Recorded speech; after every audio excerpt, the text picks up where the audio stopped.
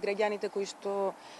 го прекршиле законот за јавна чистота имаат можности на овој начин да ја отслужат својата казна, значи не мора да биде тоа паричен надоместок, може да одработат во некој од јавните предпријатија,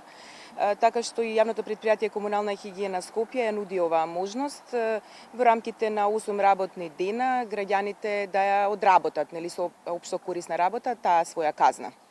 Ова не е од оваа година и во минатите години исто така, па да направиме една споредба колку граѓани минатата година работеле општо корисна работа, колку ова, дали се подига свеста кај граѓаните? Да, навистина се подига во споредба да речеме со 2012 година кога 373 граѓани ја отслужувале оваа општо корисна работа, во текот на 2015 тоа го сториле 112 граѓани, додека во моментов кај нас општо корисна работа извршуваат 6 граѓани.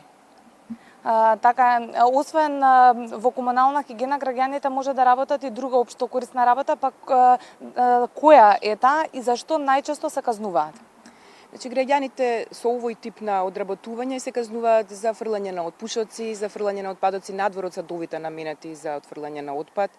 за плукање на јавно место, за нелегално продавање на тезги и слично. Казната е 50 евра, која што значи се одработува, се прифрла во работни часови во текот на 8 работни дена. Во јавното предпријатие Комунална хигиена Скопје, граѓаните кои што служат ваква општо корисна работа извршуваат задачи од лесен тип, значи ние во секој случај на тие граѓани не им даваме да ракуваат со механизација или да извршуваат стручни работи, значи станува збор за многу полесен тип на задачи во рамките на секторот за одржување на јавната хигиена, на јавните површини во градот Скопје, значи тие метат, собираат отпадоци или пак ги празнат корпите за отпадоци кои што се поставени на јавните површини.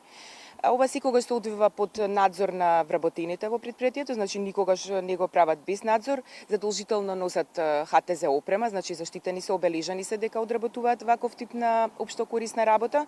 и значи настојуваме тоа да го извршуваат во рамките на општините каде што живеат за да се намалат трошоците на пример за превоз на овие граѓани. Доколку граѓанинот добие казна, дали сам се пријавува до вашето предпријатие? Значи доколку граѓанинот добие казна, значи на него му изречена казна од страна на комуналните инспектори при градот или при општините, во тој случај тој одбира дали ќе ја плати таа казна или пак ќе ја одработи во рамките на оваа можност за одработување општо корисна работа и должен е во следните 31 ден да се пријави во предпријатието и да му се одреди каде ќе одработува оваа работа.